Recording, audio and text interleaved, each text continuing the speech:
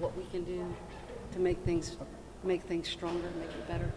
But yeah, ultimately, it's council's decision if they want to fund it, and then working out the tweaks on how we're going to make this work. So talk to me about, I was kind of surprised. It seems like several council members had some serious problems with maybe the 5-year time frame, and then also they feel like they might be better off having a DNA facility here just for Charleston County. What are your thoughts on those options? Right, so there have been proposals in the past to have our own DNA lab, but budget constraints have not allowed that. So what this is doing, as Ms. Gordon said, is Charleston's going to have a DNA lab whether we're in it or not, whether or not we participate. But this partnership will help us speed things up. It'll really increase our ability to move cases quicker, to get answers, and to find resolve on some of these cases, especially when it comes to DNA.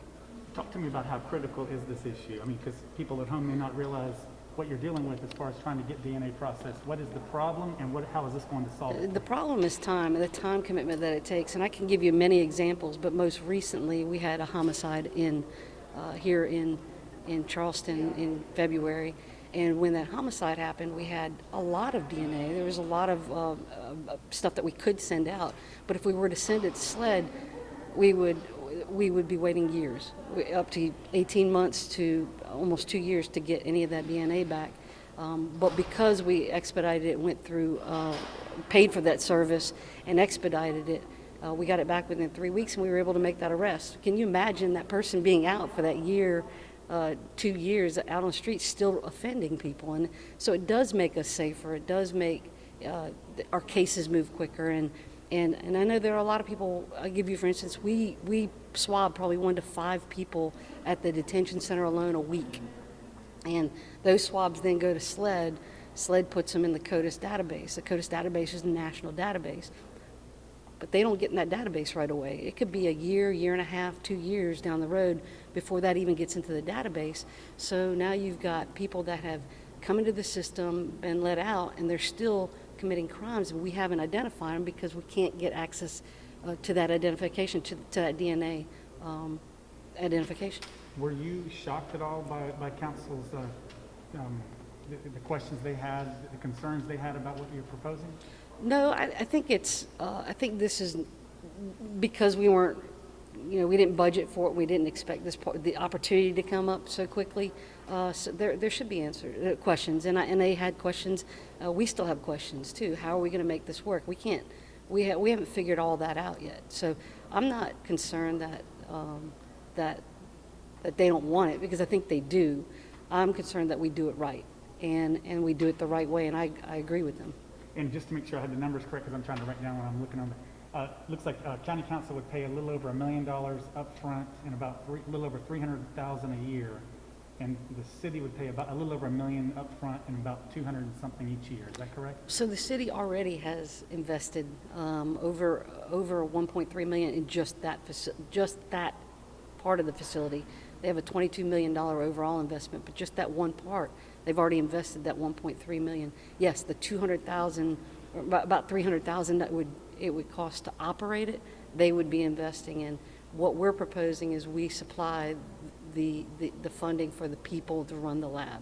It would still be their employees, but so I think it really, if you look at the operational costs, it's about 50-50.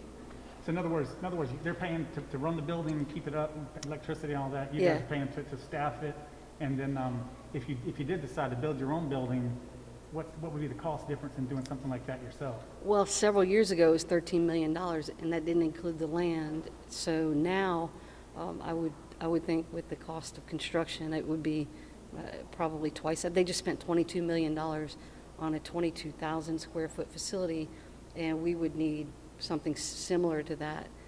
So I would say $22 million is probably pretty accurate, is what it would cost. And then what's the next step from here? I didn't catch the last part right before I came back in, because I had to come out here just for a minute. Yeah, so we're still, we need to get some additional information to council. We really need to look at the hard numbers. When you heard in there, they were talking about triaging evidence. They're triaging it. That means they're not sending everything.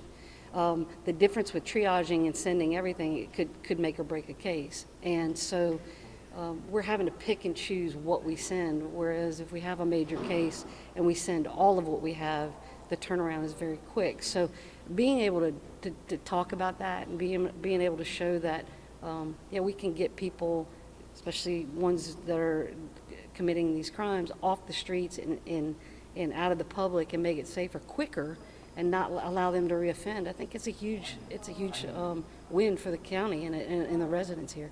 And when do you anticipate that the council will be voting on this? We haven't asked for a vote. We just wanted to do a presentation to gauge where they are on it. So now that we know where they are, we know where we need to go. So we're hoping, if we can get this at least moving, we can at least get it in the next budget year. Okay, perfect. Thank you.